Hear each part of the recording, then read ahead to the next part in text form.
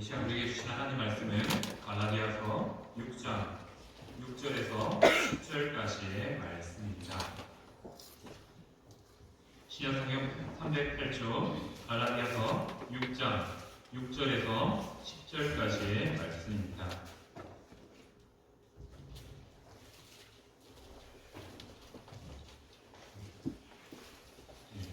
말씀을 천천히 함께 읽도록 하겠습니다. 6절부터 10절까지의 말씀입니다. 가르침을 받는 자는 말씀을 가르치는 자와 모든 좋은 것을 함께하라.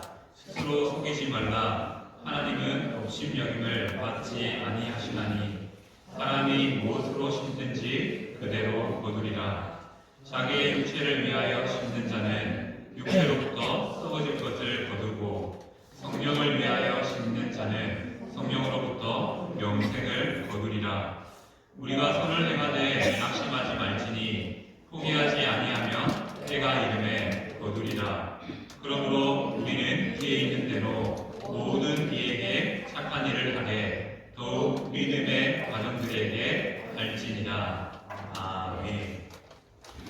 날씨가 추워지면서 아마 여러 가지의 마음의 우울함도 생길 수 있고요. 일신의 피곤함도 생길 수 있을 거라고 생각해집니다. 가을이 하나님께서 우리에게 주시는 것이 많아서 참 감사하지만 또 날씨가 추워지고 해가 짧아짐을 통해서 우리 심리에 있어서도 마음이 좀 주춤하게 만드는 그러한 상황도 우리는 마주하게 됩니다. 성도님들은 한 주간 어떠한 마음으로 한 주를 사셨습니까? 여러 가지의 일들을 경험하면서 또 여러 가지 마음들이 있었을 거라 생각해집니다. 저도 이번 주는 좀 많은 일들이 있었던 것 같습니다. 많은 일들을 경험하면서 여러 가지의 고민들 가운데 또 해결되지 않는 고민들도 있고요. 또 그 고민 때문에 오히려 하나님께 또 한 번 더 묻게 되는 그런 경험도 하게 되었습니다. 이렇게 하나님께서는 우리의 삶에 여러 가지의 일들을 일으키시죠. 결국 그 일들을 통해서 하나님이 원하시는 것이 무엇일까라고 고민했을 때 답은 간단하더라고요.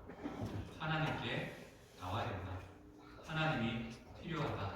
라는 사실을 우리에게 말씀하시는 것 같았습니다. 오늘도 우리에게 주어진 말씀을 통해서 우리의 인생이 정말 필요한 것이 무엇인가? 우리 인생에 정말 필요한 것은 하나님이시라는 사실을 다시 한 번 더 깨닫는 은혜가 우리의 삶에 나타나기를 이 시간 축복합니다. 아멘. 6.25 전쟁 때 그 무렵에 방탕하게 살고 있던 두 형제가 있었습니다. 마을에서 내놓은 사람들처럼 막 이렇게 좀 험하게 살아가는 두 형제였습니다. 근데 어느 날 전쟁 가운데 있었기 때문에 어느 날 누군가 쳐들어와서 그 두 사람을 잡아냈습니다. 그리고 동생에게 죄를 그었습니다. 어쩌냐면 자신들을 반대한다는 이유로 너를 죽이겠다라고 선언하게 됐습니다. 동생이 사형이 결정되어지고 나니까 형이 마음이 너무 아픈 겁니다. 그래서 사정사정하는 거죠. 이 동생은 아무도 모른다. 내가 한 일이다. 나를 죽여라. 나를 죽여라. 라고 요청하게 됩니다. 안타깝게 두 사람이 다 살았으면 좋겠지만 형이 동생을 대신해서 총살당하게 됩니다. 형이 죽은 시체를 붙잡고 동생이 울부짖죠. 너무 가슴 아파했습니다. 그런데 그 일이 동생의 삶을 완전히 바꾸는 계기가 되었습니다. 형의 사랑 때문에 그 사랑이 자기의 삶에 심겨짐을 통해서 그 방탕하게 살던 동생의 삶이 바뀌어서 교사로서 이제 아이들을 키우는 그 일을 감당하는 삶으로 변화된 것이죠. 형은 동생을 위한 사랑을 심었는데 동생의 삶은 많은 아이들을 품게 되는 그런 사랑의 열매로 나타나게 된 것이죠. 오늘 말씀처럼 사람은 무엇으로 심든지 그대로 거둔다라고 말씀하고 있습니다. 형의 사랑은 심겨져서 열매 맺죠. 어떻게 열매 맺습니까? 바로 동생의 변화와 동생의 삶의 또 아름다운 열매들로 맺혀지게 되었습니다. 바로 이것이 어떻게 보면 복음의 모습과 동일하다고 생각합니다. 예수님은 십자가에서 우리에게 사랑을 심으셨죠. 그리고 그 사랑을 통해서 우리에게 요구하시는 것은 그 사랑에 합당한 열매를 원하십니다. 예수님은 우리에게 사랑을 심었는데 그렇다면 우리는 어떻게 그 열매를 맺어 나갈 수 있겠습니까? 바로 오늘 주어진 말씀이 바로 예수님이 우리에게 심으신 사랑을 우리가 어떻게 열매 맺을 것인가에 대한 말씀을 다루고 있습니다. 지난주 우리는 6장 1절에서 5절까지의 말씀을 통해서 서로의 짐을 지는 공동체, 삶을 살아야 된다는 것을 말씀으로 들었습니다. 그리고 오늘 말씀은 그 말씀에 이어서 이제 우리가 어떻게 살아야 되는 것인가, 우리가 공동체로서, 특별히 교회로서, 가정으로서 어떻게 살아야 될지를 말씀하는 것이 오늘 본문입니다. 말씀을 간단하게 요약하면 이거죠. 함께 선을 향하는 그런 공동체, 가정이 되어야 된다고 말씀하고 있습니다. 지난주와 마찬가지로 오늘 본문의 내용은요, 모든 사람, 많은 사람들이 아니라 성도, 믿는 자를 향하여 주시는 하나님의 말씀입니다. 바로 믿음을 가진 공동체인 교회와 믿음으로 살아가야 될 가정에 대해서 주시는 하나님의 말씀이라는 것을 깨달아야 됩니다. 자, 하나님께서는 우리에게 교회와 가정을 허락하여 주심을 통해서 이 두 공동체를 통하여서 하나님 나라가 어떠한 곳인지를 체험하며 살도록 하셨습니다. 그런데 우리의 상처난 자아들이, 또 제약들이 그렇지 못한 공동체를 형성할 수 있다는 것이죠. 그런 점들을 생각하면서 지난주 말씀은 서로를 향하여서 사랑하는 마음으로 서로의 짐을 함께 지는 공동체가 되어야 된다고 말씀하셨고요. 오늘 말씀은 이제 그 마음을 가지고 우리가 함께하는 공동체가 되어야 된다고 말씀하셨습니다. 오늘 믿음의 공동체에게 주시는 첫 번째 말씀은 6절 말씀이죠. 바로 함께 하라라는 말씀입니다. 오늘 말씀을 보면 모든 좋은 것을 함께 하라라고 말씀합니다. 이 함께하는 대상이 누구입니까? 말씀을 보면요, 가르침을 받는 자와 말씀의 가르침을 받는 자, 두 대상이 함께 해야 된다라고 말씀하고 있습니다. 이 함께 하라라는 말씀을 더 자세하게 살펴보면 어떠한 의미가 있냐면요, 이 의미와 같은 단어가 이렇게 또 사용됩니다. 로마서 12장에 보면 성도들의 쓸 것을 공급하다, 성도들이 서로 필요를 채우는 것을 함께 한다라고 표현하고 있습니다. 그리고 고린도후서 8장 4절 말씀을 보면 성도들이 서로를 섬기는 것, 서로를 위해서 하는 일들이 바로 함께 하는 것이다 라고 말씀하고 있습니다. 그리고 빌립보서 4장 말씀을 보면 바울이 감옥에 갇혀서 복음 때문에 고난을 당하고 있습니다.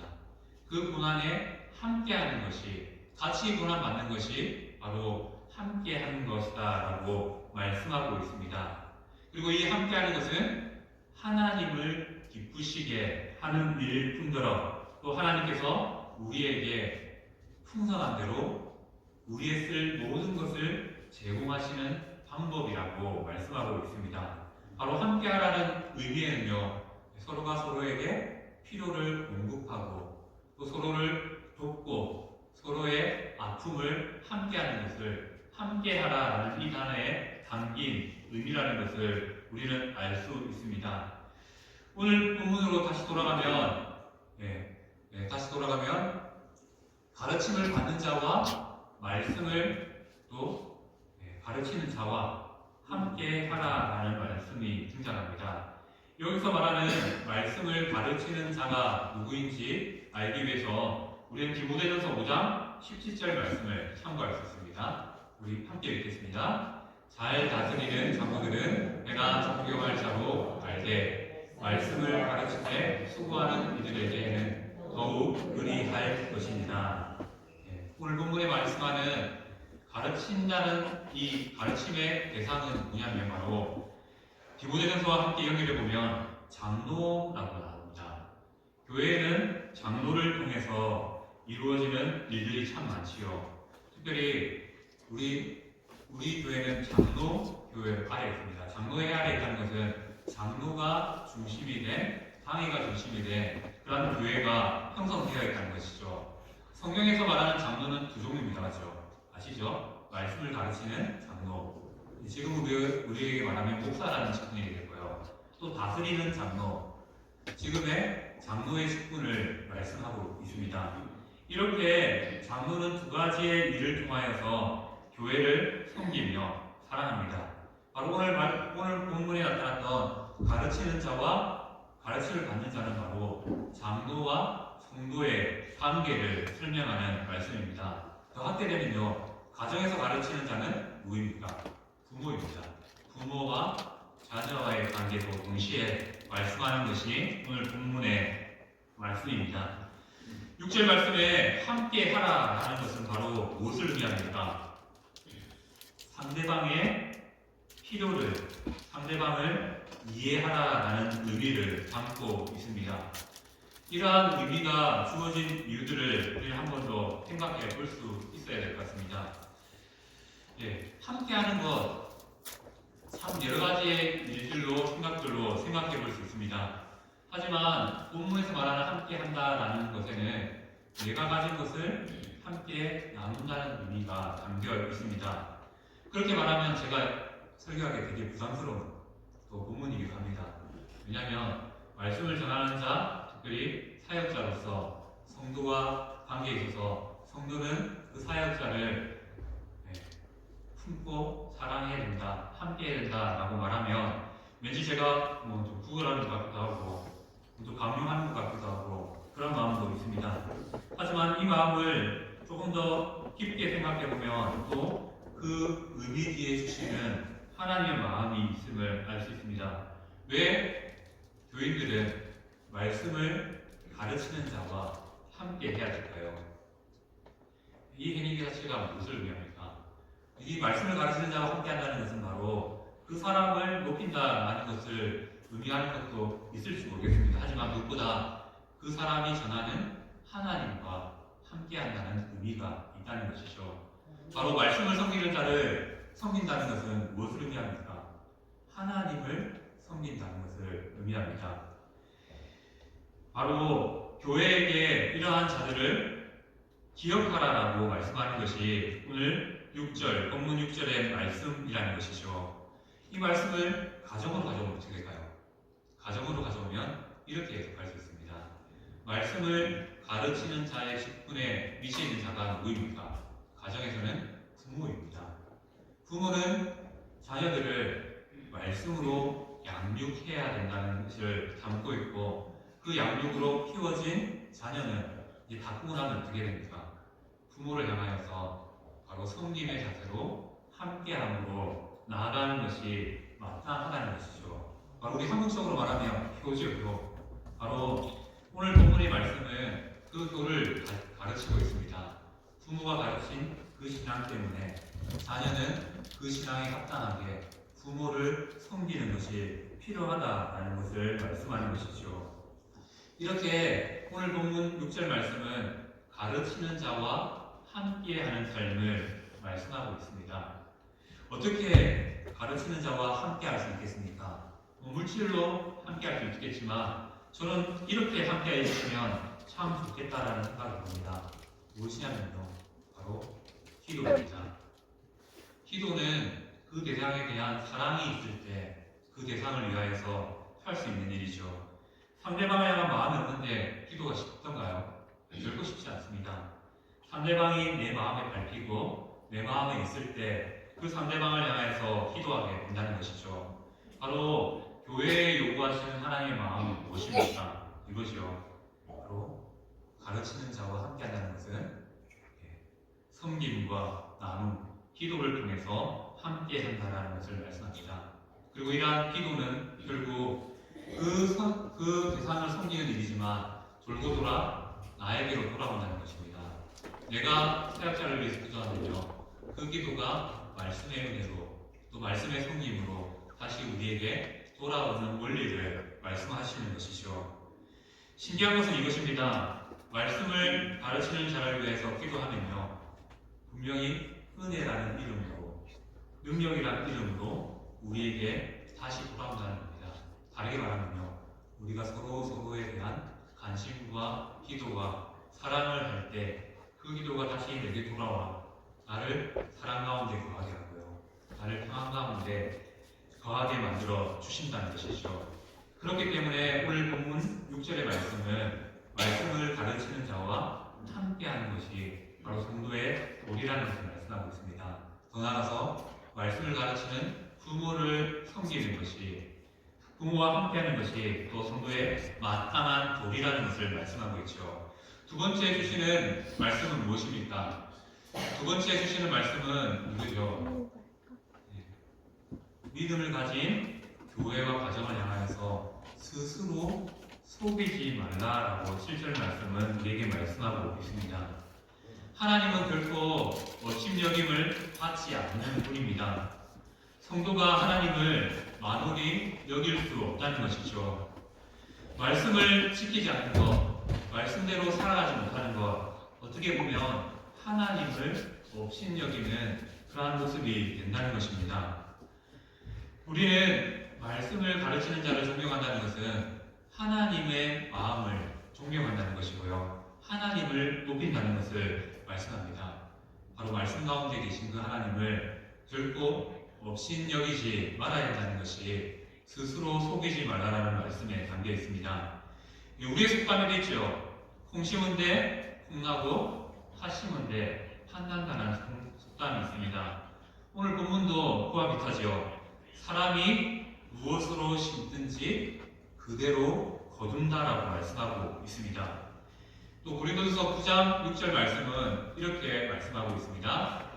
적게 심는 자는 적게 거두고 많이 심는 자는 많이 거둔다라고 말씀하고 있습니다. 바로 이것은 신앙의 원리, 신앙의 믿음의 원리라는 것을 말씀하고 있습니다. 믿음은 무엇입니까? 믿음은 우리가 무엇인가를 심는 것입니다. 하나님을 사랑하기 때문에 우리의 헌신과 봉사를 통해서 무엇인가를 심는 것이죠. 지체를 사랑하기 때문에 사랑을 그 지체에게 심는 것을 말합니다. 그 심는 것은 어떠한 결과로 돌아옵니까? 거둠의 은혜로 돌아온다라고 말씀하고 있습니다. 많이 심으면 많이 돌아온다는 것이죠. 바로 7절 말씀은 이러한 원리를 우리에게 말씀합니다. 그런데 또 주의할 게 있습니다. 8절 말씀은 어떻게, 오늘 본문 8절 말씀은 이렇게 말하죠. 우리가 심는데 주의할 게 있다고 말합니다. 믿음으로 심어야 되는데 어떤 사람들은 육체를 위하여 심고요. 또 어떤 사람들은 성령을 위하여 심는 삶을 산다는 것이죠. 육체를 위하여 심으면 무엇을 거둡니까? 썩어질 것을 거두지만 성령을 위하여 심으면, 하나님을 위하여 심으면 영생을 거둔다라고 말씀하고 있습니다. 결국 세상을 위하여 살아가면 썩어질 것을 거두는 결과가 우리를 기다릴 수밖에 없다는 것을 말씀하고 있습니다. 우리가 이러한 사실 너무나 잘 알고 있습니다. 하지만 현실은 어떻습니까? 돈 많은 사람들이 부럽습니다. 또 세상에 좋은 것들을 취하며 살아가는 사람들이 부럽게 여겨집니다.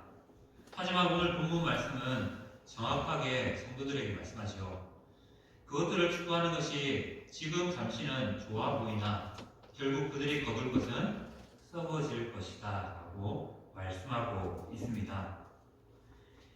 현재 잠시의 기쁨을 줄지를 모르지만 그러한 것들이, 육체의 일들이 우리의 영혼을 책임져 주지 못한다라고 말씀하고 있는 것이죠.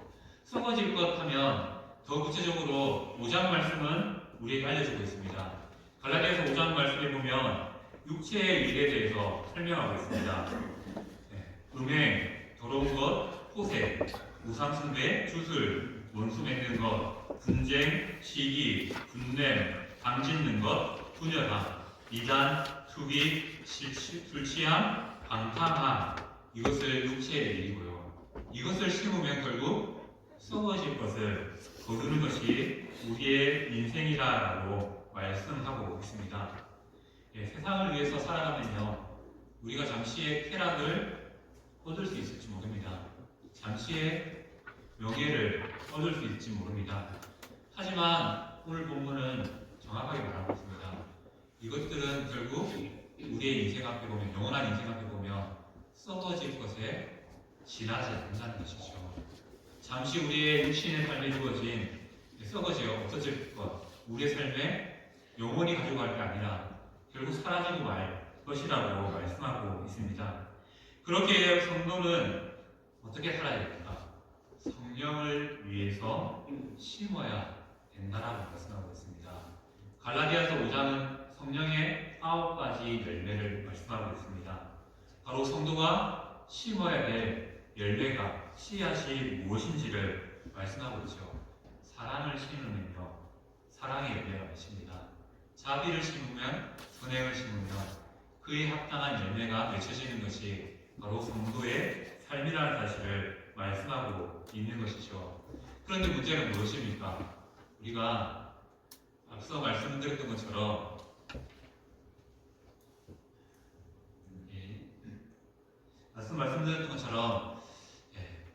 하나님 앞에서 스스로 속이는 삶을 살아갈 수 있다는 것입니다. 바로 하나님 앞에 산다라고 말하는 것 같지만 정작은 육체의 일을 위해서 살아가는 자가 있다는 것이죠. 어떻게 해요? 속입니까? 자기를 위해서 하나님을 끌려 사용하는 인생으로 살아가는 사람들이 있을 수 있다는 것입니다. 대표적으로 보면 큰 교회 옆에 있는 가게는 큰 교회에 등록해야지 여러 가지의 혜택들을 얻을 수 있습니다. 그리고 우리가 자주 보았던 것처럼 선거철이 되면 어떤 교인이 갑자기 나타나게 됩니다. 한 표라도 더 얻으려고 그가 이전에는 불교 사람이었지만 선거 때는 잠시 교회에 와서 등록해서 잠시 그렇게 살아가는 사람들이 있습니다. 바로 이러한 모습들이 어떻게 보면 사람을 위한 거죠. 하나님을 위한 것이 아니라 하나님을 업신여기는 스스로 속이는 모습들의 대표적인 모습이라고 생각되어집니다. 우리의 삶이 그럴 수 있다는 것이죠. 나의 유익을 위해서 하나님을 끌려 쓰는, 그렇게 스스로 속이는 삶을 살아갈 수 있다는 것을 말씀하고 있다는 것입니다. 하나님께서 성도에게 주신 진리는 무엇입니까? 믿음을 택한 자에게는 믿음에 합당한 열매를 주시고, 불신을 선택한 자들에게는 그에 합당한 결과를, 심판을, 썩어질 것을 주신다라고 말씀하고 있습니다. 그렇기에 우리는 믿음으로 심는 것을 거둔다는 사실을 기억해야 된다는 것이죠. 그리고 세 번째 주시는 하나님의 교훈은 무엇입니까? 오늘 말씀을 보면 10절 말씀이죠. 9절 말씀입니다. 우리가 선을 행하되 낙심하지 말라라고 합니다. 그리고 포기하지 않으면 때가 이르되 거둔다라고 말씀하고 있는 것이죠. 선을 행하는 것은 성도들에게 반드시 나타나야 될 모습입니다. 그리고 그 선을 행할 때 하나님께서 주시는 위로가 있습니다. 하나님께서 주시는 권면이 있습니다. 바로 오늘 금방 읽었던 9절의 말씀이죠. 성도는 결과를 보고 선을 행하는 자가 아닙니다. 옆에 성도들에게 내게 이렇게 할 줄 알고 이렇게 할 것이라고 기대하면서 선을 행하는 자가 아니라는 것이죠. 그리고 또 그렇게 생각하고 선을 행해서도 안 된다라고 말씀하고 있습니다. 우리의 선행은 결과를 바라는 선행이 아닙니다. 타인의 인정을 바라는 선행이 아니라는 것이죠. 남이 갚아주길 바라면서 행하는 것도 아니라고 말씀하고 있습니다. 그렇다면 우리의 선행의 목적은 무엇입니까?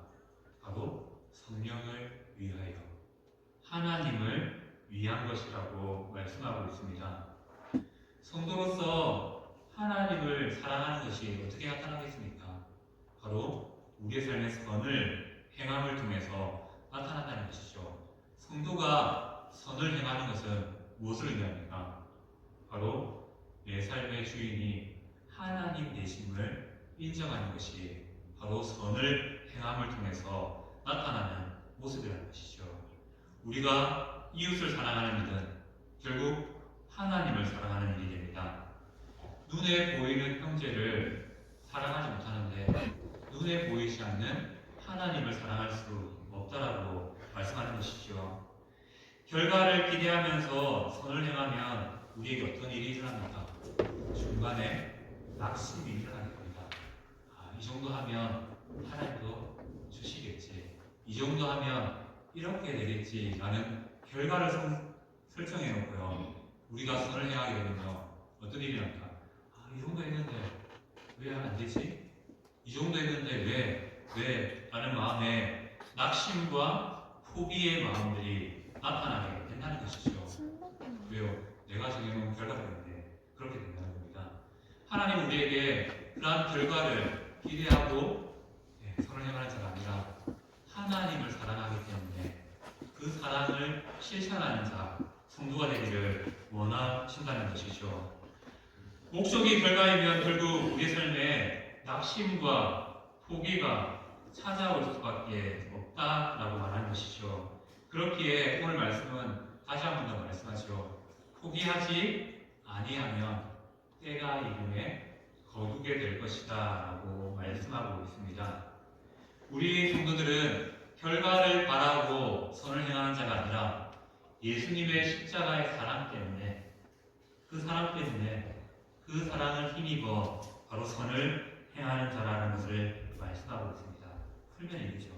사랑하기 때문에, 하나님을 사랑하기 때문에, 하나님이 주신 그 마음 때문에, 지체를 사랑하기 때문에 우리는 대가 없이, 바라는 것 없이 그 사랑의 마음으로 선행을 행할 수 있다는 것입니다.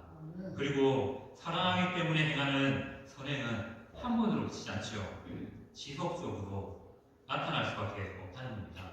자, 부모가 자녀를 사랑하는데 내가 너를 사랑하니까 이번 한번 딱 해줄게. 그리고 끝이 나던가요?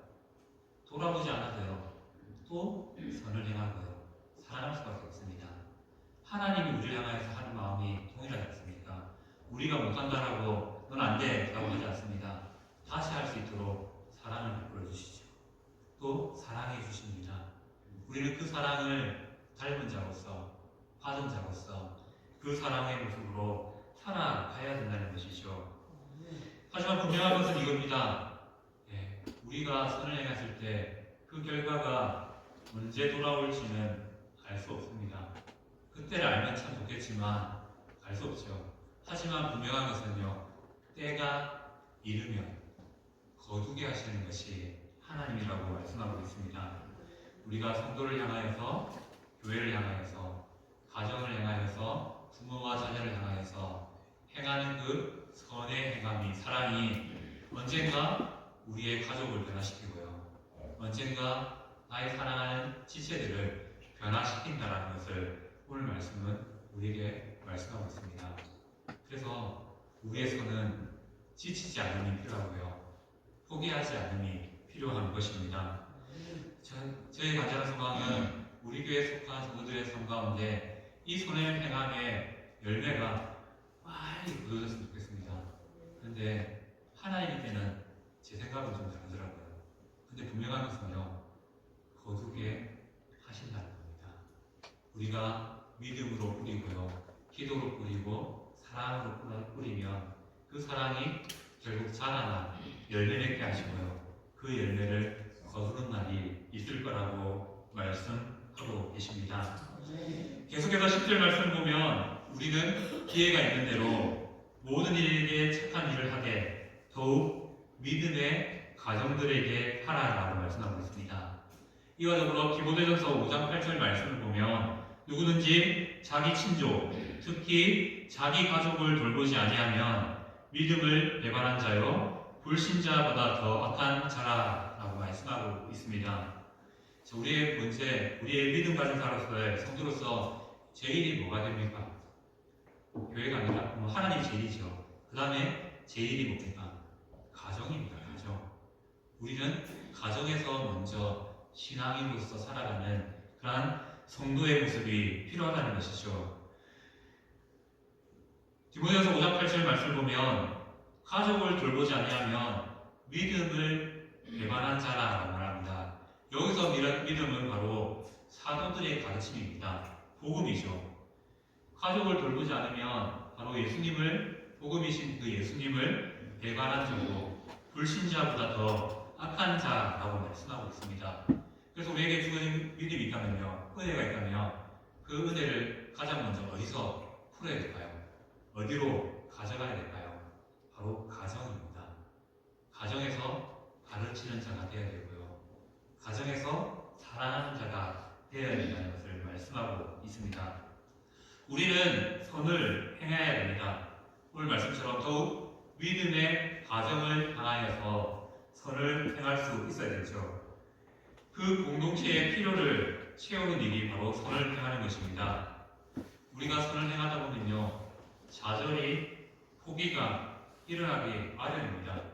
왜냐하면 내가 그렇게까지 했는데, 이렇게 오랫동안 기도했는데, 이렇게 오랫동안 선을 베푸고 있는데 라는 생각이 문득문득 우리 마음 가운데 든다는 것이죠. 우리의 선을 행함이 내가 되기 때문이죠. 나의 노력이 되고 나의 행위가 되기 때문입니다. 그러한 우리에게 하나님께서는 선을 행하는 목적이 네가 아니라 하나님을 사랑하는 것이다 라고 말씀합니다. 그 사랑을 지치지 않고 행하라고 말씀하십니다. 그렇게 되면 어떤 은혜가 임합니까? 알 수는 없지만요, 그 사랑이 씨앗이 뿌려져서 자라남을 통하여서 열매 맺게 되는 날이 돌아온다는 것이죠. 우리는 1년이라는 시간을 저와 함께 신앙의 씨앗을 뿌리고 있습니다. 이 열매가 빨리 맺혀지면 참 좋겠다라는 바람도 있습니다. 하지만 그때가 언제인지는 알 수 없지요. 하지만 확실한 것은 무엇입니까? 우리가 계속 뿌리면요, 계속 베풀면요, 계속 사랑하면 언젠가 거두는 날이 있다는 겁니다. 요즘 애들이 사용하는 말 중에 이런 말이 있습니다. 존버는 승리한다. 끝까지 버티면 뜻을 이루게 된다. 그런 뜻으로 사용하는 말이 있습니다. 이와 마찬가지로 우리가요, 포기하지 않고 하나님을 향하여, 또 가정을 향하여 나아가는 그 믿음에 심는 행위들은 하나님의 때에 얻게 된다는 것이죠. 부모님들 지치지 않기를 권면합니다. 우리의 행하는 선한 행한 일들이 결과가 보이지 않는다고 낙심하지 않기를 소망합니다. 하나님은 분명히 때가 이름에 이루신다, 거둔다라고 말씀하십니다. 우리가 해야 될 것은요, 하나님의 사랑을 더 강구하면서 하나님의 사랑을 베푸는 삶일 것입니다. 서로 돌아보아 선을 행하면 반드시 거두는 날이 올 것입니다. 그래서 오늘 이렇게 고면하며 마치기를 소망합니다. 더 사랑하시기를 바랍니다. 더 선을 행하시기를 바랍니다. 그리고 선을 행할 때 지치지 않기를 축복합니다. 아멘.